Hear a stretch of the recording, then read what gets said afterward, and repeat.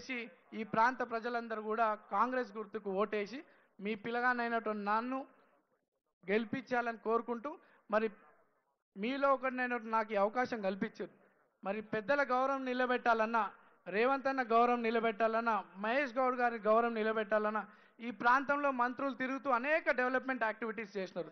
వారందరి గౌరవం నిలబెట్టాలన్నా మీరందరూ కాంగ్రెస్ పార్టీకి చేయి గుర్తు కోటేసి గెలిపించాలని చెప్పి కోరుకుంటూ, జై కాంగ్రెస్, జై కాంగ్రెస్, చేతి గుర్తుకే. Thank you. అందరు సిద్ధంగా ఉన్నారా? సిద్ధంగా ఉన్నారా? ఇప్పుడు మన అందరి ప్రియతమ నాయకుడు, మనందరి ఆశాజ్యోతి పెద్దలు రేవంత్ అన్న గారిని మాట్లాడవలసిందిగా కోరుతున్నాను.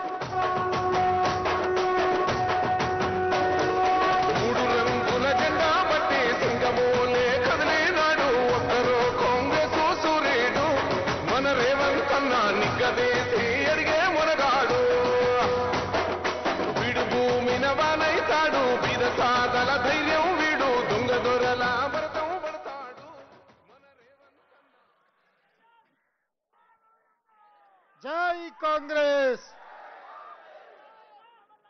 గట్టిగా ఈడున్నోళ్ళందరూ మా పాలమూరు జిల్లా కొల్లాపూర్ వాళ్ళు చాలా మంది ఉన్నారని నేను అనుకుంటున్నా. కొల్లాపురానికి వినిపించాలి మరి. జై కాంగ్రెస్, జై జై కాంగ్రెస్.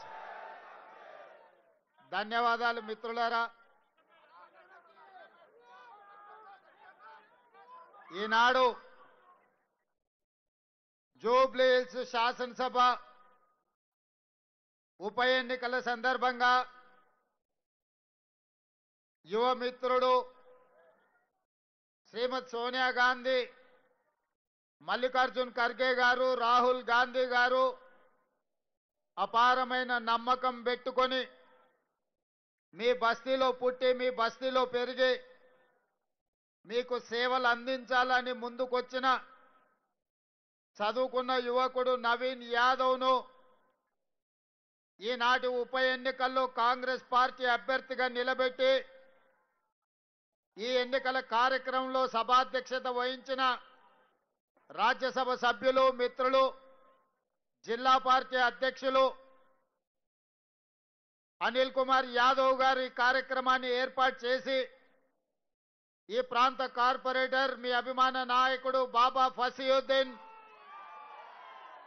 అదేవిధంగా ఈ కార్యక్రమానికి ముఖ్య అతిథులుగా పిసిసి అధ్యక్షులు మహేష్ కుమార్ గౌడ్ గారిని, అదేవిధంగా మంత్రివర్గ సహచర సభ్యులు 2023 ఎన్నికల సందర్భంగా మీ అభిమానాన్ని గెలుచుకోవాలని ఎన్నికల్లో నిలబడితే ఆనాడు మీకందరికి ఒక మాట ఇచ్చిన అజరుద్దీన్ గారిని గెలిపించండి, మంత్రిని వేసి మీ ముందు నిలబెడతా అని.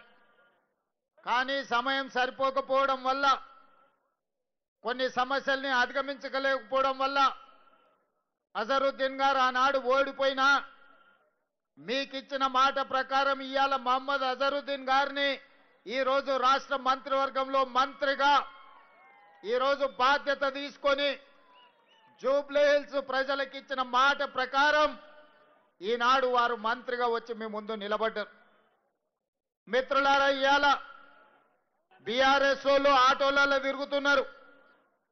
2023 ఎన్నికల సందర్భంగా తెలంగాణ ప్రజలు ముఖ్యంగా గ్రామీణ ప్రాంతాలలో, తండాలలో, గూడాలలో, మారుమూల పల్లెల్లో విద్యార్థులు, నిరుద్యోగ యువకులు, అమరవీరుల కుటుంబాలు, రైతులు, మహిళలందరూ కలిసి ఇక ఈ కారు మనకు వనికిరాదు, ఈ కారు అనుము చెడ్డది, దీన్ని వర్క్ షాప్లకు పంపించాలి, మెకానిక్ షెడ్లకు పంపాలి అని మెకానిక్ షెడ్లు పెట్టి టైర్లు వీకి రాళ్లు పెట్టి నిలబెట్టిరు.